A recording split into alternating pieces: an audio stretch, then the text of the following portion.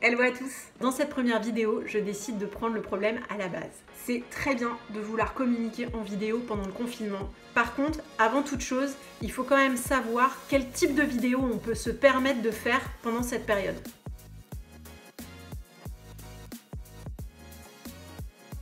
En gros, vous êtes chez vous, seul ou en famille, vous avez à votre disposition un smartphone et un ordinateur. Donc on est bien d'accord, vous n'allez pas réaliser la dernière pub Lancôme. D'ailleurs, j'attire votre attention pour vous dire que ce groupe n'a absolument pas été fait pour faire de vous des professionnels de la vidéo ou des youtubeurs. Si vous cherchez à vous spécialiser, il y a des chaînes et des groupes qui sont très bien faits pour ça. Ce groupe, il a été créé pour les professionnels de la communication ou du marketing, ou encore les chefs d'entreprise qui souhaitent créer eux-mêmes leurs propres vidéos pendant le temps du confinement. L'idée, c'est que vous puissiez booster votre communication en vidéo et que nous, dans le groupe, on puisse vous aider sur tel ou tel aspect de la création. Voilà, maintenant que cette petite mise au point est faite, on va parler du type de vidéo que vous pouvez réaliser en ce moment. Pour moi, vous avez deux solutions. La première, c'est de faire un film en motion design. Le motion design, vous savez, c'est ces vidéos qui sont réalisées entièrement en animation, avec des personnages ou non, et qui ne nécessitent aucun tournage. La seconde solution, c'est de vous filmer avec les moyens dont vous disposez aujourd'hui et de faire des vidéos avec un max de qualité. Vous allez pouvoir vous filmer et monter vos vidéos en totale autonomie. Parlons déjà de la vidéo en motion design. Je vous propose cette solution car elle me semble pertinente pour les entreprises qui veulent présenter leurs services ou leurs produits de manière ludique, créative,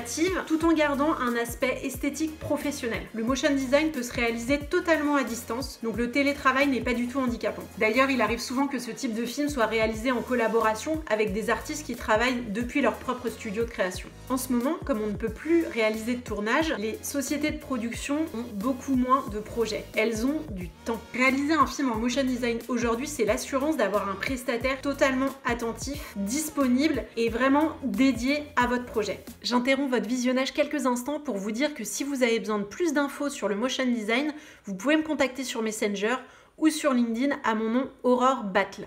Je serai ravie de partager mon expertise de la vidéo d'animation avec vous.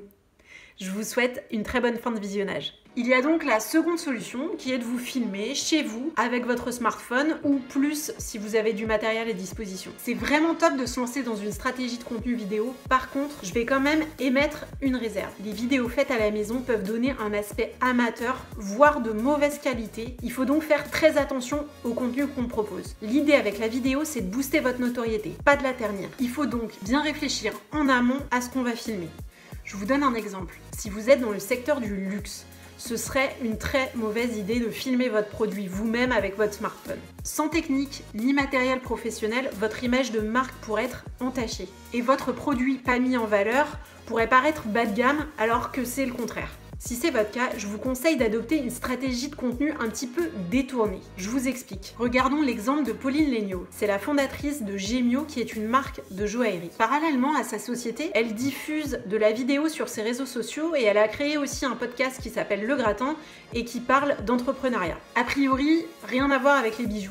Mais en faisant cela, comme il s'agit d'une activité annexe, elle peut se permettre de diffuser des vidéos qui n'est pas un aspect professionnel. Et en même temps, sans même qu'on s'en rende compte, elle arrive à parler régulièrement de sa marque de joaillerie, elle réussit à promouvoir sa marque de luxe avec des vidéos qui sont amatrices parfois. Par contre, si demain elle se met à filmer ses bijoux avec son smartphone et à les diffuser sur ses réseaux, elle risque de faire perdre à sa société et à ses produits le statut de haut de gamme. Donc, avant de filmer quoi que ce soit, réfléchissez à votre stratégie.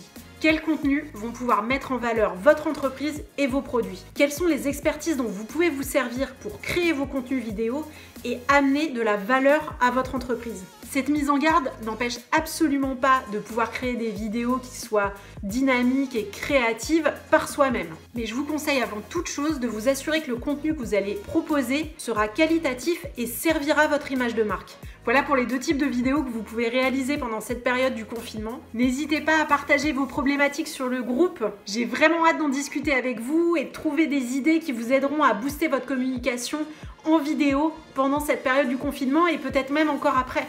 Dites-moi si vous avez aimé le contenu de cette vidéo, n'hésitez pas à la partager sur vos réseaux. À bientôt et prenez soin de vous.